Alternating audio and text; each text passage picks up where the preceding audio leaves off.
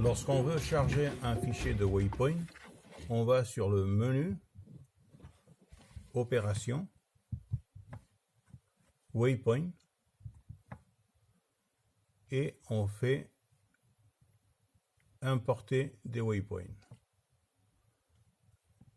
Le GPS, par défaut, ira sur la configuration que l'on a, et ça veut dire dans la mémoire interne aux Explorer Data. Ici, j'ai créé un dossier qui s'appelle Maroc 2019 et je peux charger le même fichier que ce soit en format GPX ou en format WPT. Dans ce cas-là, je vais le charger en format GPX, mais il est indifférent si on le fait en WPT.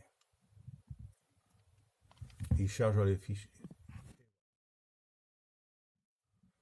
Et je peux aller sur une page dans laquelle j'aurai la liste des waypoints.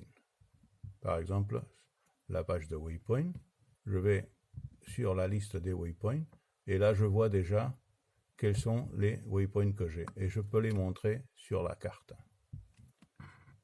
Voilà. Je suis en train de montrer les waypoints directement sur la carte.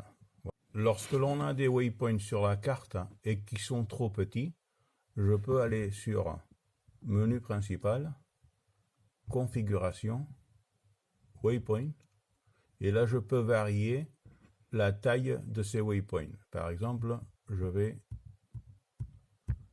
à une taille de 20. Si je reviens en arrière,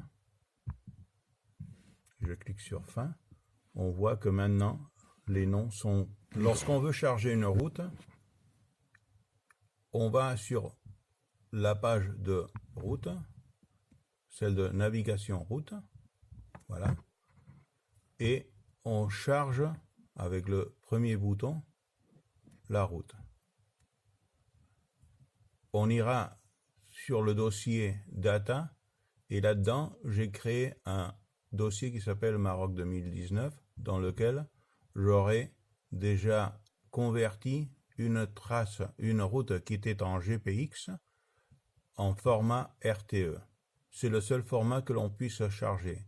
Si vous l'avez toujours en GPX, vous avez un convertisseur dans l'appareil qui s'appelle OSI Track Converter ou sur un PC à partir de GPS Babel ou de la même application de OSI Explorer pour PC. Donc on va charger la route et une fois on a chargé, il va nous demander quelle est l'étape que l'on veut charger ou lancer dans ce cas-là. Et on va dans Nader Taza, voilà, et il nous a créé déjà, vous voyez, la route sur l'écran. Là, si on clique sur le deuxième bouton, il fera la route dans le sens de la route, ou autrement on pourrait le faire dans le sens inverse. Voilà, on clique là-dessus et vous voyez qu'à partir, dans ce cas-là, du curseur, il nous pointe vers le premier waypoint. Si on va sur la page de route, vous aurez le waypoint qui est pointé et la distance en ligne droite à ce waypoint. Vous pouvez toujours sauter en avant ou en arrière les waypoints en cas de besoin.